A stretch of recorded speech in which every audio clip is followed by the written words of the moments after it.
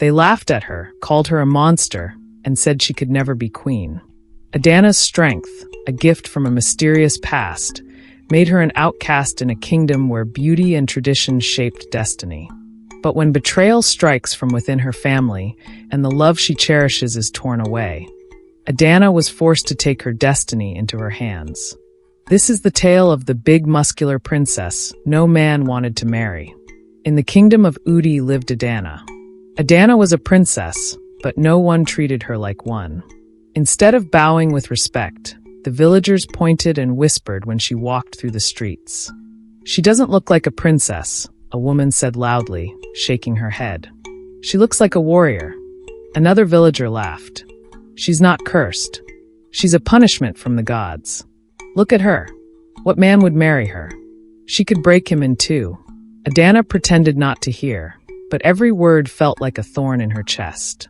She kept her head high, walking past the crowd as if their whispers didn't bother her. But deep down they did. Once she was back in her room at the palace, she stood in front of the tall mirror. The reflection staring back at her didn't look like the princess she wanted to be. Her arms were big and muscular, her shoulders broad, and her posture strong, like a soldier preparing for battle. "Why am I like this?" she whispered, tears streaming down her face. "Why do they hate me so much?" Adanna's father, King Afam, was a wise and just leader. He had ruled Udi Kingdom for many years, bringing peace and prosperity to the land.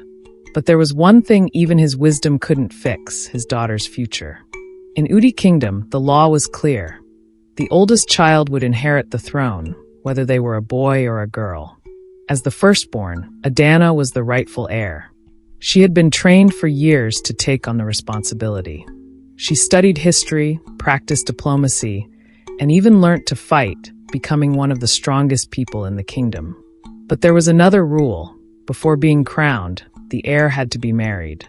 This rule, meant to bring stability to the kingdom, now stood as a wall between Adanna and her destiny. None of the men in the kingdom wanted to marry her.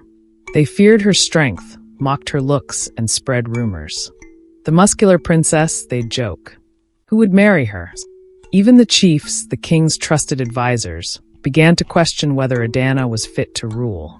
One evening, the chiefs gathered in the council chamber. The room was filled with the scent of burning incense, and the king sat at the head of the table, his face calm but his heart heavy. "Your Majesty," one chief began, "the people are worried. They do not believe Adanna can lead." Another chief nodded. "Without a husband, she cannot take the throne. That is the law. If she cannot fulfill this requirement, the people may rise against her." King Afam frowned. "Adanna is strong, intelligent, and capable. She has everything it takes to rule." "Strength is not enough," an elder replied. "The villagers believe she is cursed. They will never accept her as queen unless she proves herself by following the kingdom's traditions." The king's heart sank. He loved his daughter and believed in her, but he also knew that the chiefs were right. If Adanna couldn't marry, the kingdom might reject her as queen. What King Afam didn't know was that his younger daughter, Amara, had been listening outside the heavy wooden doors. Her heart raced as she overheard the chief's words. "If Adanna can't rule," she thought, her lips curling into a sly smile, "then I'll take the throne." Amara had once been Adanna's closest friend. As children, the two sisters had been inseparable, playing in the palace gardens, sharing secrets, and laughing under the stars. "Promise me we'll always have each other," Amara would say, holding Adanna's hand. "I promise," Adanna would reply with a smile. But those days were gone. As Adanna's body began to change after her mysterious illness, the bond between the sisters began to fray. While Adanna grew strong and muscular, Amara blossomed into the perfect image of a princess, delicate, beautiful, and admired by all. Jealousy took root in Amara's heart. She hated how Adanna, despite everything, was still the heir to the throne. And now, with the chiefs questioning Adanna's ability to rule, Amara saw her chance. That evening, Amara went to the king. Her voice was sweet, but her words were sharp. "Father," she began, "I heard what the chief said. They're right, you know." King Afam looked up, his brow furrowing. "What do you mean?" Adanna will never find a husband, Amara said bluntly. She's too different. No man will marry her. And if she can't marry, she can't be queen. The king's expression darkened. How dare you speak about your sister this way? I'm only saying what everyone else is thinking, Amara said, crossing her arms. The kingdom needs a ruler the people can trust. If Adanna can't lead, then maybe I should take her place. Enough! King Afam shouted, rising to his feet. You are her sister, Amara. Instead of tearing her down, you should be standing by her side. Amara bit her lip, her face red with anger. But she didn't argue. Instead, she stormed out of the room, her heart burning with envy and determination. The king decided to help Adanna by finding her a husband. He sent messengers to neighboring kingdoms and faraway lands, inviting noblemen to meet the princess. For a moment, there was hope. Suitors began arriving at the palace, dressed in fine clothes and eager to win the king's favor. But when they saw Adanna, their smiles faded. She's too strong, one man whispered after meeting her. She could defeat me in a fight. Another suitor, clearly uncomfortable, excused himself after only a few minutes. I'm sorry, Your Majesty, he said, bowing quickly. But I'm not the right man for your daughter. One by one, the suitors left. Each rejection felt like a heavy stone added to Adanna's heart. She tried to hold back her tears, but the pain was too much. Why can't they see me for who I really am? She whispered to herself one night, staring out of her window. Why does everyone only care about how I look? Unable to bear the whispers and rejection, Adanna began spending more time in the forest. It was the only place where she felt at peace. The trees stood tall and strong, just like her, and the songs of birds filled the air with hope. One day, as she wandered through the trees, she heard a voice behind her. Princess? Startled, Adanna turned to see a young man holding a basket of herbs. He wore simple clothes and had a warm, kind smile. I'm sorry if I scared you, he said. I'm Nkem. I was gathering herbs. Adanna recognized him. Nkem was an outcast, banished from the village along with his family years ago. She expected him to leave quickly, like everyone else did, but he stayed. You're very strong, he said, his voice gentle. And beautiful. Adanna froze. What did you say? I said you're beautiful, Nkem replied. Not just in how you look, but in who you are. You're brave and strong, and that's something to admire. Adanna felt her heart stir. For the first time, someone saw her for who she truly was. Adanna began visiting the forest often, and Nkem was always there. They spent hours talking, sharing their fears and dreams. Nkem listened as Adanna told him about the villagers' cruelty and her struggles as a princess. You're not cursed, Nkem said one day. You're special. Your strength is a gift. With Nkem, Adanna felt free. She laughed and smiled in a way she hadn't in years. Slowly, their bond grew into love. But their love had to stay a secret. If the kingdom found out that Adanna was in love with an outcast, they would never accept it. Amara noticed that Adanna seemed happier, and her jealousy burnt brighter. One evening, she followed her sister into the forest and saw her meeting Nkem. Hiding behind a tree, Amara's lips curled into a wicked smile. A secret love with an outcast, she whispered. This will ruin her. The next morning, Amara burst into the council chamber, where the chiefs and the king were gathered. Your Majesty, she said dramatically, Adanna has disgraced the royal family. She's in love with an outcast. Gasps filled the room. Adanna was called to defend herself, standing before the chiefs as their judgment bore down on her. Is this true? One chief demanded. Adanna hesitated but finally said, yes. I love him. The chiefs were furious. She has broken tradition, one of them said. This man must be banished. King Afam, under immense pressure, had no choice. He ordered Nkem's banishment, his voice heavy with sorrow. That night, Adanna ran to the edge of the forest to say goodbye to Nkem. Tears streamed down her face as she hugged him tightly. This is my fault, she sobbed. I've ruined everything. Don't say that, Nkem said gently. You are stronger than this. And I believe there's a way to fix this. What do you mean? Adanna asked. Your strength came from the potion you drank when you were a child. Nkem explained. If we can find the herb that caused it, we might be able to reverse it. Adanna's eyes widened. Do you really think it's possible? I do, Nkem said. But you have to promise me something. What? Adanna asked. Promise me you won't give up, Nkem said. No matter how hard it gets. Adanna nodded, wiping her tears. I promise. As Nkem was taken away, Adanna stood alone in the dark forest. But she wasn't defeated. She was determined to uncover the truth, reclaim her destiny, and prove to everyone that she was more than what they thought. Adanna couldn't sleep that night. Nkem's words echoed in her mind. Your strength came from the potion. If we can find the herb that caused it, we might be able to reverse it. She had spent years trying to accept who she was, but now there was a glimmer of hope. Hope that she could understand what had happened to her and possibly change her fate. But the path ahead wasn't clear. The herbal doctor who had saved her life years ago had disappeared shortly after her illness. No one in the kingdom knew where he had gone. Adanna stood by her window, staring at the forest beyond the palace walls. The cool night breeze brushed her face, and the sound of rustling leaves seemed to whisper encouragement. I won't give up, she said softly, her fists tightening. I'll find the answers, no matter how long it takes. The next morning, Adanna went to her father's chamber. King Afam looked older than usual, his eyes tired from the stress of the previous day's events. He turned to his daughter as she entered. Adanna, he said, his voice heavy. I'm sorry about Nkem. I didn't want to.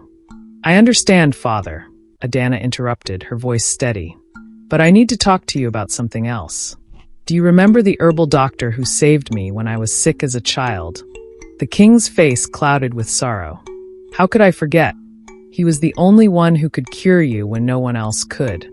Do you know where he is now? Adanna asked. King Afam shook his head. After he healed you, he left the kingdom. Some said he went to the northern mountains to study rare herbs. Why do you ask? Adanna hesitated, then said, I believe the potion he gave me is the reason for my strength. I need to find him and understand what he did. The king's expression softened. Adanna, that was so long ago. Are you sure this is the path you want to take? I have to try, father, Adanna said firmly. For myself, for the throne, and for the people who doubt me. While Adanna prepared for her journey, Amara's jealousy continued to fester. She paced her chamber, replaying the events of the council meeting in her mind. Though Nkem had been banished, Adanna remained the heir. That's not enough, Amara muttered, her fists clenched. She still has the throne. A knock at the door interrupted her thoughts. It was Chief Chitty, one of the kingdom's most influential advisors. Princess Amara, he said, bowing. May I speak with you? Amara smiled slyly. Of course, Chief Chitty. What brings you here? The people are restless, the chief said.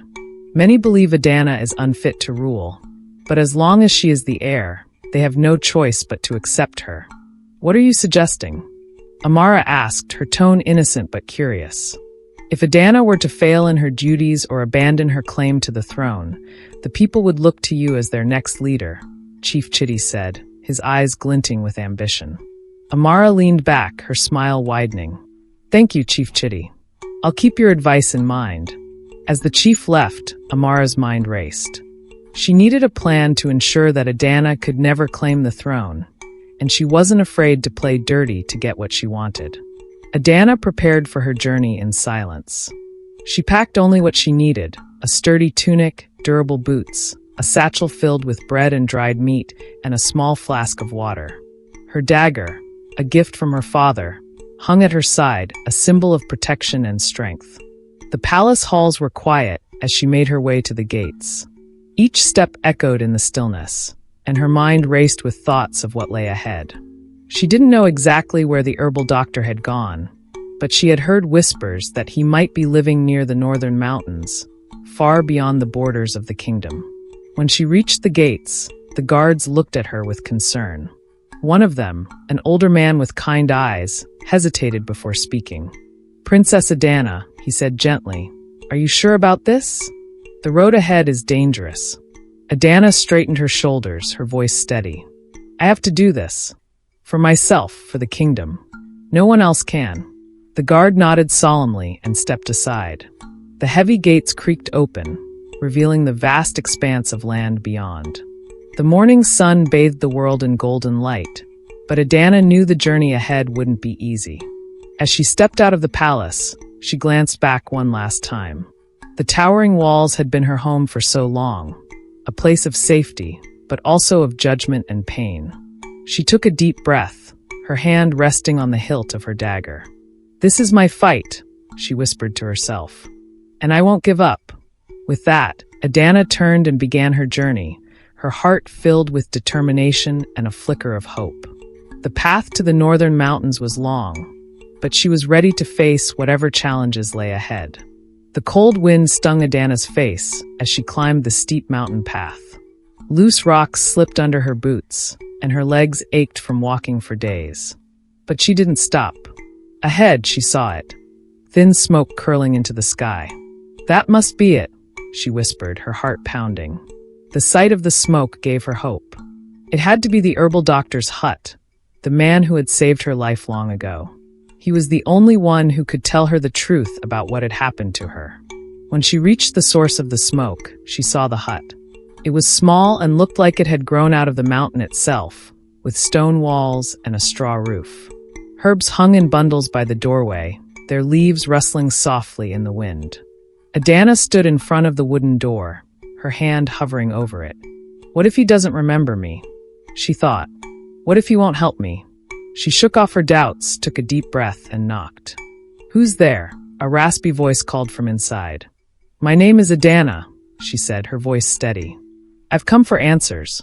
The door creaked open slowly. An old man with a long white beard stood in the doorway. His sharp eyes studied her carefully, like he could see into her soul.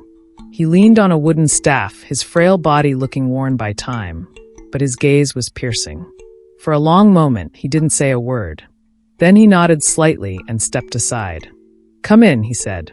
Inside the hut, the air was thick with the smell of herbs and smoke. Shelves lined the walls, filled with jars of dried plants. Strange powders sat in little bowls on a table. A fire crackled in the small fireplace, filling the room with warmth.